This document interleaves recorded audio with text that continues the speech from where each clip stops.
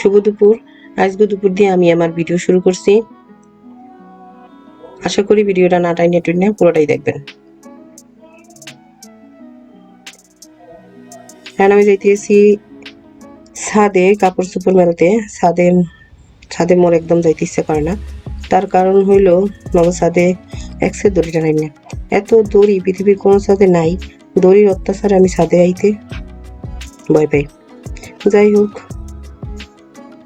মই কোনো রকমে কাপড় চোপড় মেললে এখান দিয়া বিদায় হইতে পারলেই বাসি। আসলে আমি ছাদে কাপড় চোপড় শুকাইতে দিতেই আসি, এর বাইরে আমার আর আসতে ইচ্ছে করে না বা আসিও না। কিন্তু ছাদের বাইরের ভিউটা সুন্দর, এক পাশে শহর আর এক পাশে গ্রাম, দারুণ লাগে। কিন্তু দড়ির যন্ত্রণায় যে নুয়ে নুয়ে হাঁটতে হয়, এটা খুবই খারাপ লাগে।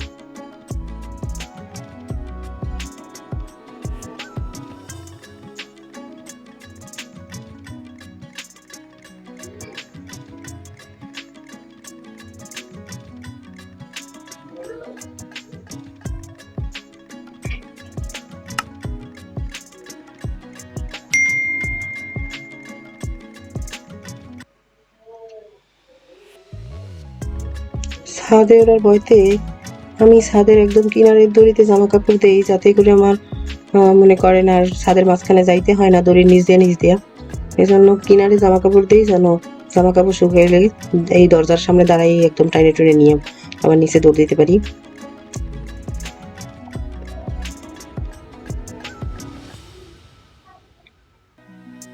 আমার জামা কাপড় শুকাইতে দেওয়া প্রায় শেষ।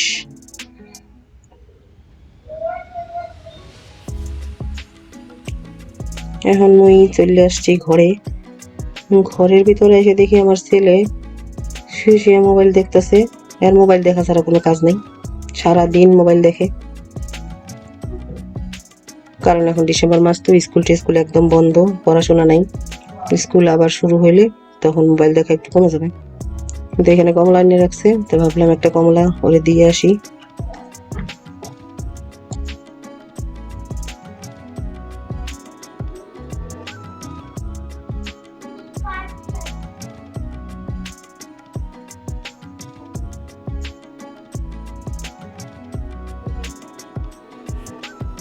কমলার খোসাগুলো যে এরকম জম্মের শক্ত হইবে বুঝতে পারিনি, টাইনে টাইনে চোলা লাগতেছিল। এরকম কেন কে জানে। কিছু করার নেই, তো খাওয়ার জন্য চলতেই হইবে না।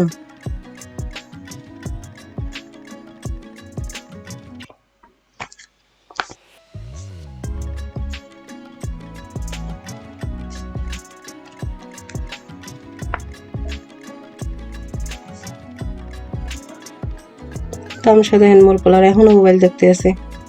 সে খাইবে আর মনোযোগ দিয়ে মোবাইল দেখবে। হাত দিয়ে মোবাইল নিয়ে গেলে খাওয়া বন্ধ, এই জন্য নিতেও পারবো না।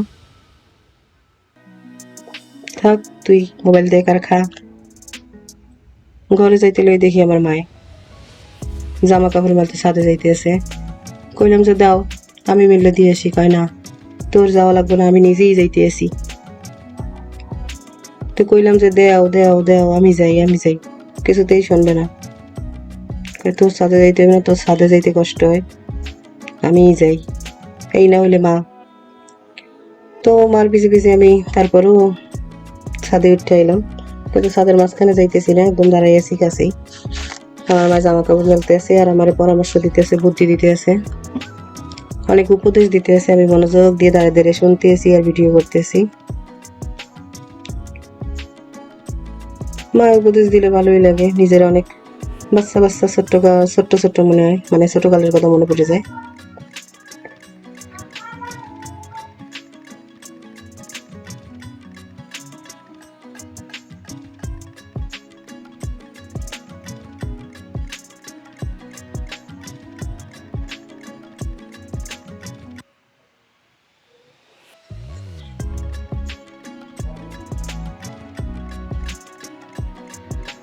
আমার মার জামা কাপড় মেলা আর জামা কাপড় উড়ে হইতেই আছে না।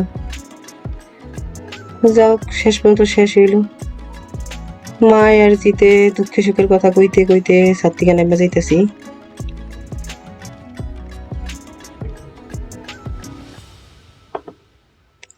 ঘরে চলে আসলাম। ঘরে আইয়ে গেলাম রান্নাঘরে, কারণ আমি চুলায় ভাজি বয়ে থুয়ে গেছিলাম। ভাজিও মনে হয় প্রায় হয়ে আসছে।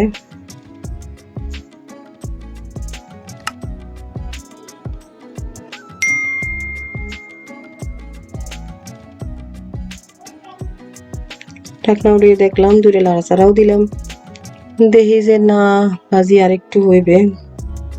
এই জন্য দেখতেছিলাম ভালো করে, আবার ঢাকনাটা দিয়ে দিলাম যা একটু হোক। তারপরেই মনে হইলো যা আরো দূরে লাড়া দিয়ে দিই। এই তো ভাজি নামাই ফেলছি, হয়ে গেছে। কড়াইতে টমেটো দিয়ে দিছি তেলের উপরে। আপনাদের সাথে শেয়ার করতে ভুলেই গেছিলাম, আমি এখন মাছ রান্না করব, এই জন্য টমেটোর সাথে সবগুলো মশলা একসাথে করে ব্লেন্ডারে ব্লেন্ড করে রাখছি, সেগুলো ঢেলে দিলাম। কষাবো, কষাই টষাই একদম মাছ দেবো। কি মাছ রান্না করবো দেখতেই পাইবেন।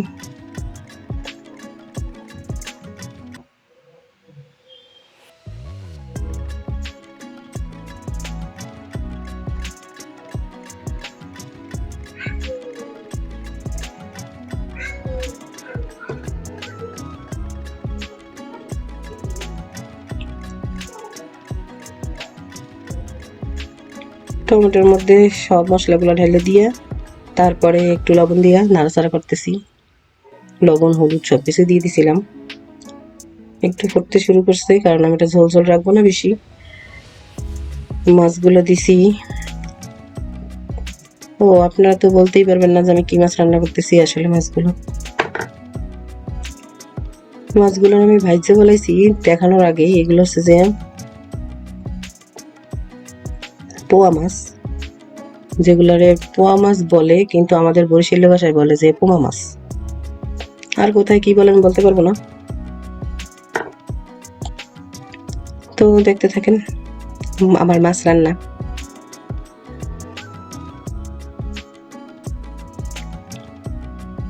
বাটিতে ধুইয়া জলটুকু দিয়ে দিলাম, ঝোল বেশি রাখবো না। হয়ে গেছে আমার রান্না। ডাল রান্না করে ফেলছি আগেই সকালবেলায়, ভাতও রান্না হয়ে গেছে, এখন শুধুমাত্র মাছ রান্না করলেই হয়ে যাবে।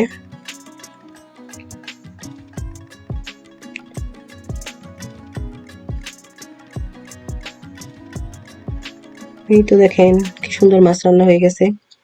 মাছ খাইতে কিন্তু অনেক টেস্টি হয়েছিল।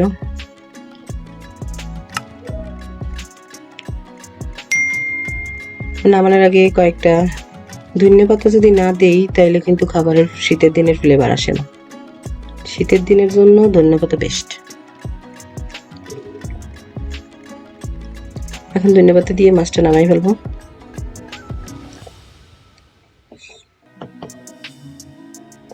এই তো দেখেন আমার সুস্বাদু মাছ রান্না করছি, ভাজি রান্না করছি। এখন আর কি করার আছে, এখন হচ্ছে দুপুরের খাওয়া দাওয়া। ভিডিওটি ভালো লাগলে লাইক, কমেন্ট, শেয়ার এবং সাবস্ক্রাইব করবেন।